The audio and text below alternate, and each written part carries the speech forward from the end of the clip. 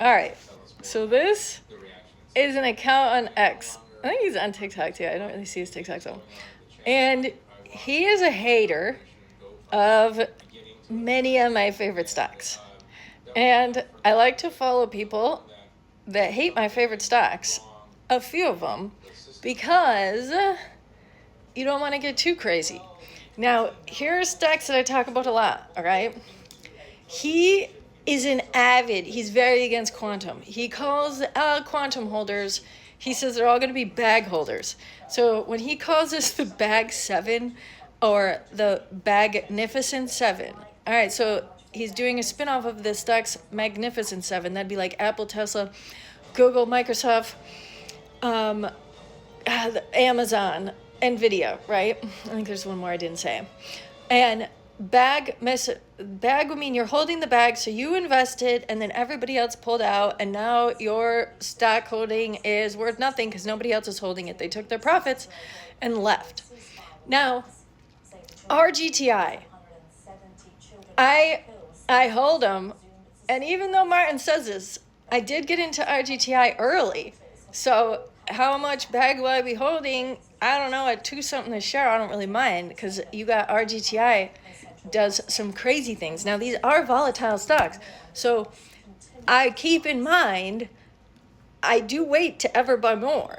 Like, I wait, the lowest they've gotten since December, towards it when they really started to shoot, right, would have probably, I would say around mid-December, okay? December 10th, they went from $4.33, and then you had them going all the way to $18 on January 6th. And then they went all the way back down. They went to $7.33. That is the lowest I've seen them get. So do they get lower?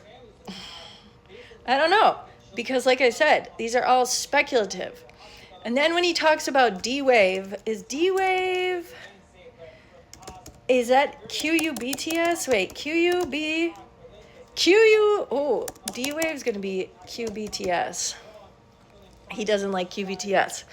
They just signed a military deal. Like, I mean, yeah, and they had the same kind of rise. The lowest they've been by January 13th was $4.66. Now they shot up all the way to 1094, and now they're at 890. So you would definitely want to pay attention to when you get into quantum stocks. You would not want to buy a quantum stock when it's at a height. You want to buy it when it's at a low, when it looks like shit, when it just had a huge drop. That's what you would want to do to avoid being the bag holder, as Martin likes to say. IONQ, I think you had Nvidia tell the IONQ CEO that they're going to be the next big thing. So it all just depends when you buy. Don't ever buy any of these stocks at a height. He's fucking wrong about Oklo, and he's fucking wrong about Rocketlab, because Oklo, what are you going to say? Oklo's doing the deal with Idaho, Chris Wright, energy directors, the former board member. Oklo has serious potential. But the same kind of thing is, you don't want to buy into Oklo when it's at its height, because they're speculative. And Rocketlab, he's wrong. Just on so many levels, he's wrong about Rocketlab. I don't even give a fuck. And then, what else does he have on here? Daddy Martin, hater. He's got, Tilray is a cannabis company. He could be right about Tilray. But, like I said, holding any of these cannabis stocks, so you got TLRY, that's one of them. And then you would have SNDL, CGC, there's a bunch of different cannabis stocks. If Trumper ever decriminalizes cannabis, those could all pop. But if it's just a indefinite carrot that he just holds over everyone's voters for Trevor, then yeah, you're a bag holder. But if you wait, because cannabis has lots of pops, never buy a cannabis stock when it's at its height, coming off of high news. But get into a cannabis stock 2 weeks after the news, or even a couple days later. They go right back to bottom out levels. I mean, cannabis stocks are bets, because any administration has been promising decriminalization forever. And the thing about cannabis stocks, right now, there's all these dispensaries in various states, right? None of those dispensaries, no one can use credit cards at cannabis dispensaries. So if it was to be decriminalized, it opens the floodgates of banking institutions to get involved into cannabis with the credit card stuff. So big. Rivian, that's a Jeff Bezos car company. Rivian, well, it's not Jeff Bezos's, but Rivian makes the vans. Rivian has a lot of parking lot explosions. He could be right about Rivian, I don't know. Right, Lucid, that's my Saudi bet. And I can't not. The sweet brown prince of Saudi Arabia is so goddamn wealthy. If he wants his fucking cars to be the next big thing, he's not gonna stop till they're the next big thing. But definitely not buying Lucid at the height, because Lucid is a long ride. Martin is 100% wrong about Archer.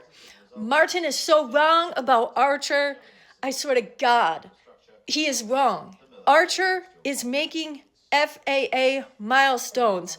The FAA, the transportation director, met with the CEO of Archer. Like, the Archer's doing things. And even if Archer doesn't do things in America, dude, it could all go to shit in America. Maybe the United Arab Emiratis are an oil-rich monarch sitting on $1 trillion. They have a plethora of gold that they're stealing from all over the place.